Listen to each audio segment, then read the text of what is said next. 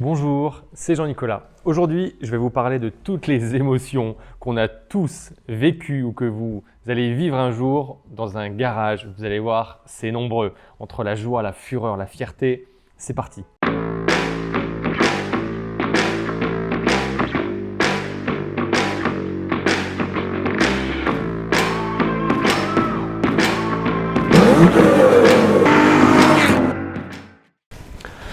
Alors, je commence par la première émotion, le soulagement. Soulagement, c'est quand il y a la dernière vis qui est rouillée, qu'il faut absolument ouvrir et vous ne voulez pas qu'elle casse, parce que vous savez que ça va être un bordel monstre, parce qu'après, il va falloir percer à travers et vous n'avez pas la place pour mettre une perceuse à cet endroit-là. Ouais, là, il y a du soulagement. Un autre soulagement, vous l'avez peut-être vu dans ma vidéo avec l'Opel Corsa électrique, quand vous arrivez à la maison, soulagement. Dernier soulagement aussi récemment, j'étais avec l'Audi TTRS, petite route sinueuse dans les montagnes, et à un moment il y avait des débris de bois sur la route. J'ai pu éviter ce que j'ai pu, et un peu plus tard, étonnamment 5 à 10 minutes après, j'entends un bruit très bizarre dans ma direction. Je dis merde, est-ce que j'ai la crémaillère qui est en train de lâcher, qu'est-ce qui se passe? Et en fait c'était rien d'autre qu'une branche qui s'était coincée en bas dans le fond plat, et du coup qui par moment en tournant frottait sur la route. Donc là, soulagement de se coucher à côté de la voiture, tirer cette branche, ce bout de bois et de voir qu'il n'y avait rien du tout en fait. Ouais, autre sentiment, la fureur. La fureur, c'est quand quand vous êtes dans une colère noire parce que ce qui devait marcher, ce qui devait être très facile et être fait en 5 minutes, en fin de compte vous prend 2 jours parce qu'il y a telle pièce qui a cassé à tel endroit.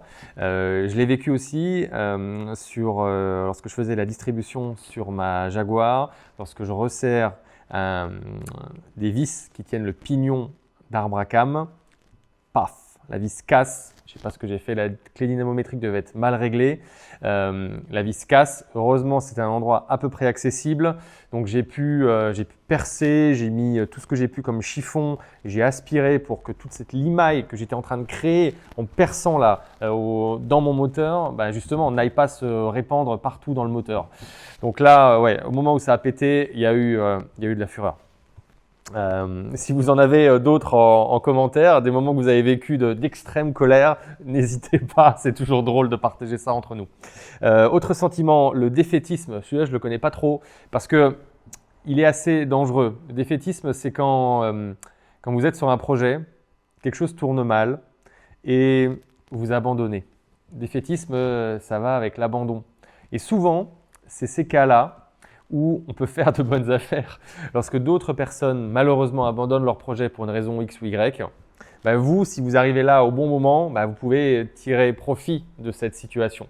Et donc, ce qu'il ne faut surtout pas, c'est que ça vous arrive à vous. Il ne faut surtout pas que vous arrêtez un projet ou vous changez quelque chose dans le but que vous êtes en train de poursuivre avec une voiture, au dernier moment, dire non, je lâche tout et je brade ça pour une bouchée de pain. Non, justement, ça c'est le sentiment qu'il ne faut pas, du moins essayer de ne pas expérimenter dans le garage. Autre sentiment, la confusion. Ça, c'est assez drôle. J'ai fait une petite cure d'allègement sur ma DBS, sur mon Aston Martin. J'ai enlevé quelques petites choses à droite à gauche qui me semblaient superflues, inutiles. Certains diront que c'est un crime de lèse-majesté. Certes, ce qui est drôle, c'est quand à la fin, il vous reste un peu trop de vis. C'est-à-dire que vous avez enlevé quelque chose, quelques petits trucs, mais en fin de compte, vous regardez votre boîte, vous dites « Ah ouais, il y a quand même pas mal de vis là. » Je me dis « Est-ce que j'ai pas enlevé trop de choses ?» Et la confusion, c'est ça. C'est de dire merde, où j'en suis, je suis perdu. Ou alors vous êtes en train de régler des carbus, ou alors de remonter 2 carbus que vous avez entièrement désossés, et puis vous emmêlez les pinceaux entre tel ou tel axe. Là, il peut y avoir aussi un peu de confusion en mécanique. Souvent, c'est lié à la mécanique, disons. Un autre sentiment que j'adore, c'est ce qui concerne les rapports sociaux, l'entraide. Vraiment, j'y ai découvert des personnes absolument magnifiques lorsque j'étais en train de restaurer ma Jaguar et que j'en parlais sur un forum anglais. J'ai rencontré des gens géniaux, vraiment, des gens qui m'ont écouté, des gens qui sont allés au fond de mes problèmes pour essayer de les résoudre avec moi. Et je repense à une connexion d'amortisseur qui me manquait et que je trouvais nulle part, sauf à des prix incroyables. Et il y a un gentil monsieur qui l'avait dans sa grange et qui n'avait pas touché à ça depuis très très longtemps. Et il me les a offerts, il me les a envoyés par la poste et j'ai juste payé, je lui ai remboursé les frais de port et j'ai donné un petit truc en plus. Et vraiment, c'est vraiment sympa. Ce fait de se sentir aidé. Ou alors quand vous êtes en train de bosser sur un truc, qu'il faut remettre un capot sur une voiture, évidemment, il y en a un qui va tenir le capot, l'autre qui va visser, bah, il faut être deux pour faire ça. Et donc c'est beau la mécanique, c'est beau les voitures parce qu'on partage une passion commune. Et le fait de voir cette entraide et ces rapports sociaux, je trouve que c'est vraiment une émotion incroyable. Autre sentiment intéressant, la surprise. Ça me rappelle deux choses là. J'en ai eu plein des surprises, mais je vais en prendre deux. Premier élément, Jaguar. J'ouvre le moteur. Qu'est-ce que je découvre? Alors que personne n'était au courant, le vendeur ne me l'avait pas dit. Je découvre des pistons haute compression, compétition d'époque dans le moteur. Quelqu'un a monté ça un jour, incroyable. Donc hyper content, tombé là-dessus.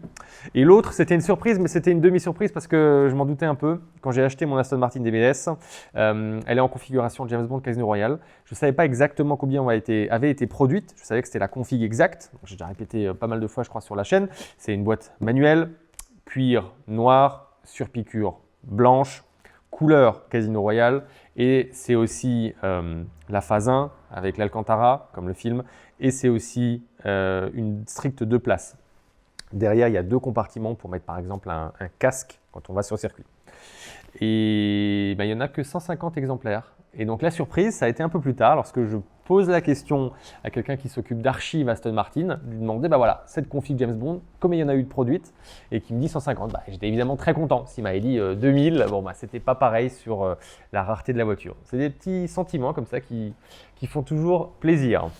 Je continue la satisfaction, par exemple. Donc ça, c'est clairement la satisfaction du travail bien accompli, du travail terminé, lorsque ça marche, lorsque vous finissez la restauration d'un moteur, sur ma Jag par exemple, et qu'à la fin ça démarre, ça tourne bien et que vous partez pour le premier road trip, ça fait vraiment plaisir. Autre sentiment, la fierté par exemple, vous l'avez peut-être expérimenté aussi, vous êtes sûrement fier de la voiture que vous possédez, vous en parlez à vos potes, quand vous allez vous balader au centre-ville, vous ne la garez pas au 3e sous-sol et vous la cachez, ou alors vous ne la laissez pas toute sale et les gens vous écrivent sale dessus avec le doigt. Non, en général, on est fier de sa voiture de collection, on va dans des expos, on va la montrer, ou alors on va simplement sur le parking de l'expo. Et je crois que vraiment, j'ai eu le sentiment de fierté qui est bien ressorti lorsque j'ai pris mon Aston et que je suis allé faire un road trip pour visiter les différents châteaux de la Loire avec ma copine, une petite semaine de road trip là-bas. Et je crois que c'était vraiment sympa de pouvoir la poser avec certains châteaux en fond et de prendre la photo magnifique avec l'Aston au premier plan et le château au dernier plan. Je crois que ça m'a... Ouais, je crois que je me suis senti fier. Ouais. Et puis dernier sentiment, la joie. Alors la joie, comme vous l'avez vu, elle est déjà un peu partout là. Parfois elle est dans une surprise, parfois elle est dans la fierté. Mais ce qui est sûr, c'est que toutes ces bagnoles nous procurent de la joie. Et c'est ce que j'essaye de transmettre sur cette chaîne YouTube. C'est que on est fondamentalement des collectionneurs. On peut s'amuser à spéculer un peu, gagner de l'argent, c'est normal. C'est normal d'avoir une conscience budgétaire de la voiture que l'on collectionne. Mais quand même, avant tout ça, c'est de la joie. Et c'est pour ça que je suis un grand fan des manifestations, des expos ou même des rallyes touristiques. Parce que tout ça, c'est rien d'autre que des concentrés ultimes de joie. Et moi, je vois un peu les voitures comme des sources de bonheur. Voilà, c'est un peu philosophique à dire, mais c'est comme ça que je le sens. Dites-moi en commentaire ce que vous pensez de ça, si c'est votre avis aussi. Voilà, si vous aussi vous avez la banane quand vous conduisez une vieille voiture ou une voiture de sport, ça marche aussi. Voilà, merci à vous, abonnez-vous, like, à bientôt. J'ai été littéralement submergé d'emails, j'en ai même eu certains d'entre vous au téléphone, que du bonheur. Par contre, parfois ça partait un peu en live. Du coup, je me suis dit, je vais écrire un e-book pour vous, avec tous les conseils de base, tous les points essentiels pour acheter la voiture de ses rêves à moindre coût, qui est le but de cette chaîne. Vous avez le lien cliquable ici, le lien en description dans la vidéo. C'est offert, c'est gratuit et c'est vraiment pour vous avec toute la base. Vous verrez, ça commence par un petit quiz pour mieux vous aiguiller.